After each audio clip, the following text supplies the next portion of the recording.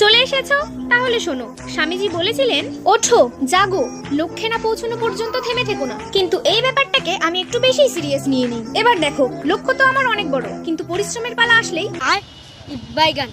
But I realise that না, এইভাবে তো আম্বানি হতে পারবো না। তাই নিজের স্টুডেন্ট লাইফে একটু আম্বানির ভাইব আনার চেষ্টা করি। যেমন ধরো, এখন থেকে সকাল 9টার বদলে 6টায় উঠবো, আর ওঠার পরেই নিজের বইপত্রের সঙ্গে কিছু ডিসকাশন করবো, আর তারপরে ঘড়ির কাঁটায় সময় বদলালে টিউশন চলে যাব। আর দুপুরে বেঁচে থাকা অবশিষ্ট সময় যা আমি কাজে লাগাবো রিজনিং করতে, যেখানে আমি কোডিং, ডিকোডিং আর ভেন ডায়াগ্রাম অলরেডি শেষ করে ফেলেছি। ওহে বন্ধু, না, এখানে আম্বানির জীবন শেষ না, কিউকি কালকেই আমার দুটো টিউশনে এক্সাম। পড়াশোনাও তো করতে হবে, কিন্তু এত কিছুর মাঝখানে প্রায় 10 কোটির একটি চিন্তা নিয়ে বসি। চিন্তা ছিল এই যে এত পড়া কোথায় থেকে শুরু করব আর কোথায় গিয়ে শেষ করব। এই বিষয়ে আম্বানির সঙ্গে মিটিং করার কথা ভাবতেই জানতে পারি আম্বানি তার পরম পত্নীকে নিয়ে হলুলুলু ঘুরতে গেছে। তাহলে আর কি, ভিডিওটা এখানেই শেষ করি। আম্বানি হলুলুলু থেকে ফিরলে পড়াশোনার প্র্যাকটিক্যাল ভিডিও নিয়ে দেখা হচ্ছে নেক্সট ব্লগে।